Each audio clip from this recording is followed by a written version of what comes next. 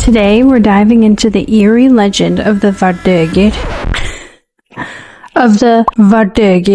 I apologize if I'm butchering that. The Vardøgir is a ghostly doppelganger that betrays your future presence. Vardøgir is a Norwegian word defined as premonitory sound or sight of a person before he arrives. It's described as hearing footsteps, seeing silhouettes, even catching scents minutes before the person actually arrives. According to an article by J. Baptiste in 2019, it says, the medieval peoples of the North believed that one spirit inhabited one's body and the two could be separated. This person would be haunted by their spirit because it would precede the individual and could be sensed by other people. These spirits were called Vardøgers or Fidefyrds. Fidefyrds, I believe, is like an old Norwegian or old Norse way to describe the Vardøgir. The Fidefyrds kind of morphed into the Vardøgir later in more modern society. The Vardøgir has also been linked to Filia, a protective guardian spirit. This spirit can transform into an animal or a person, and it usually appears to you in your dreams. In neighboring Finland, this spirit is called, I will butcher this, Etiainen, spelled like this. The first comer. The same concept, eerily familiar. However, unlike doppelgangers, which is an apparition or a double of a living person, doppelgangers are basically a nuisance. They have some kind of agenda, whereas a Vardøgir is more of a herald. In fact, a Norwegian parapsychologist, basically someone who studies supernatural phenomena, Georg Hagen, collected 82 real-life Vardøgir stories in the 1980s. This book, however, is only written in Norwegian, and for some reason, I could not find it anywhere. There were no bookstores here that sold it, so unfortunately I had no chance of translating it. However, it is something I'll be on the lookout for now on. Here, we get into the real-life stories. This one I found was pretty creepy. According to esoterics.com, wherever you go, there you were, a Vardøgir goes to Tipperary. Basically, Lieutenant Colonel William Matthew Bigga witnessed the arrival of a Vardøgir on his encampment in 1847. This experience stuck with him so much that he decided to write it down and seal it in an envelope, only to open it many years later in the presence of another renowned parapsychologist named Edmund Gurney in 1885. The note read as this: I was walking up from my quarters towards the mess room to put some letters into the letterbox when I distinctly saw Lieutenant Colonel Reed, 70th Regiment, walking from the corner of the range of buildings occupied by the officers towards the mess room door, and I saw him go into the passage. He was dressed in a brown shooting jacket with gray summer regulation tweed trousers and had a fishing rod and a landing net in his hand.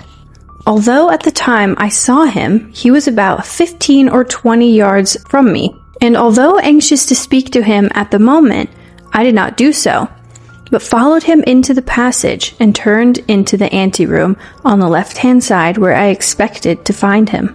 On opening the door, to my great surprise, he was not there. The only person in the room was Quartermaster Nolan, 70th Regiment, and I immediately asked him if he had seen the colonel, and he replied he had not. Upon which I said, I suppose he has gone upstairs. And I immediately left the room, thinking he might have gone upstairs to one of the officers' rooms. I listened at the bottom of the stairs and then went up to the first landing place. But not hearing anything, I went downstairs again and tried to open the bedroom door, which is opposite to the anteroom, thinking he might have gone there. But I found the door locked, as it usually is in the middle of the day. I was very much surprised at not finding the colonel, and I walked into the barrack yard and joined Lieutenant Caulfield, 66th Regiment, who was walking there.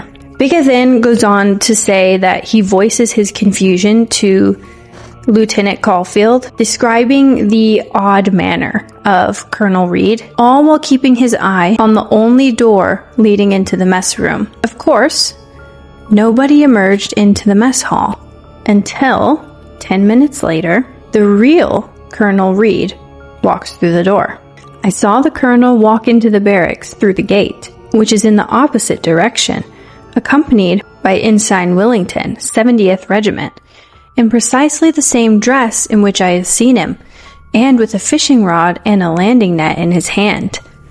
Lieutenant Caulfield and I immediately walked to them, and we were joined by Lieutenant Colonel Goldie, 66th Regiment, and Captain Hartford, and I asked Colonel Reed if he had not gone into the mess room about 10 minutes before. He replied that he certainly had not, for that he had been out fishing for more than 2 hours at some ponds about a mile from the barracks, and that he had not been near the mess room at all since the morning. At the time I saw Colonel Reed going into the mess room, I was not aware that he had gone out fishing, a very unusual thing to do at this time of the year. Neither had I seen him before in the dress I have described during that day. I had seen him in uniform in the morning at parade, but not afterwards at all until 3 o'clock. Having been engaged in my room writing letters and upon other business, my eyesight being very good, and the colonel's figure and general appearance somewhat remarkable, it is morally impossible that I could have mistaken any other person in the world for him. That I did see him, I shall continue to believe until the last day of my existence. Chills. Crazy, right? So in a more modern form, like now in Norway, families report hearing the front door lock, footsteps down the hallway, or even scraps of conversations, only to discover that no one's home. Then, moments later, there they are. So, like many other legends or mythology, the Vardøgir is meant to portray cultural values, beliefs, and warnings. These occurrences of a Vardøgir are seen not merely as strange coincidences, but as profound spiritual premonitions, signals that the future is unfolding along a destined path. Spiritually, the Vardøgir is thought to act as a messenger between realms, offering subtle glimpses into events yet to come, and reminding individuals of the interconnectedness between time, self, and fate. Interpretations of these encounters vary. Some view them as reassuring signs of good fortune, while others see them as more ominous warnings, reflecting the cultural and emotional lens of the witness. So basically, it's not really you as the person with the Vardøgir spirit, but the person who witnesses or hears the Vardøgir spirit.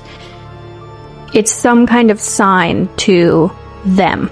At its core, though, the Vardøgir symbolizes the Norse belief in a woven destiny, where each moment is intricately tied to what has already been foretold.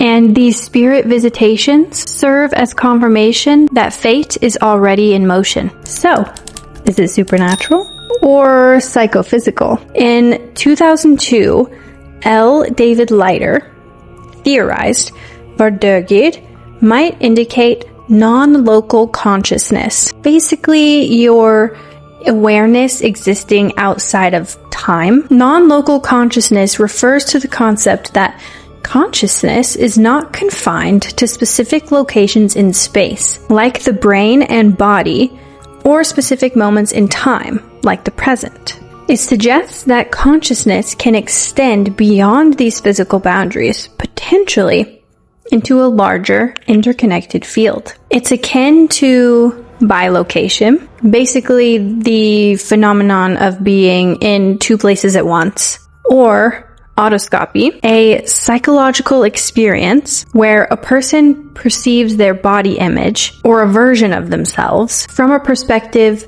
outside of their physical body, as if you're watching your own body from like a different angle.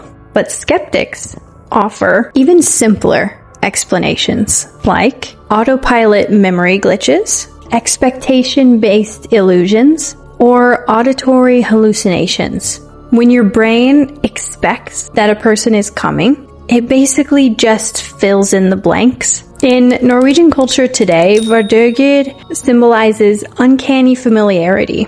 It's funny and a little unnerving. There are songs, short stories, even a Norwegian Christian extreme metal band. Today in rural Norway, some elders still believe in it. If you hear someone's voice before they arrive, well, they chalk it up to the Vardøgir. So whether you call it brain trickery or paranormal preview, Vardøgir can help to remind us that human perception isn't linear. It shows that folklore often captures real experiences, even when science can't fully explain them. So, next time you hear your voice echo in the kitchen before you wake, don't freak out.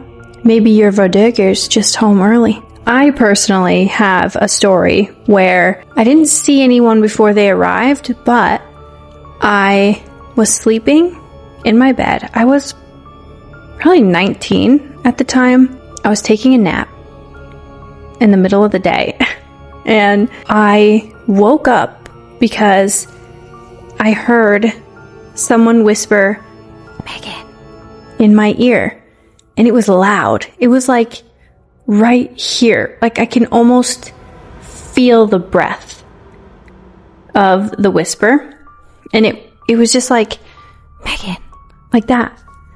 And I woke up, and of course no one was there. I'm not saying it's my Vardøgir, but I'm not saying it's not. Tell your story in the comments down below. I would love to read them, and I want to hear all about your Vardøgir encounters. And don't forget to like and subscribe. Let's chase more weird folklore together. I also have channel members now, so you get some really cool exclusive perks if you join. Please join my little community that I have here on YouTube. Okay? I'll see you in the next one. Bye.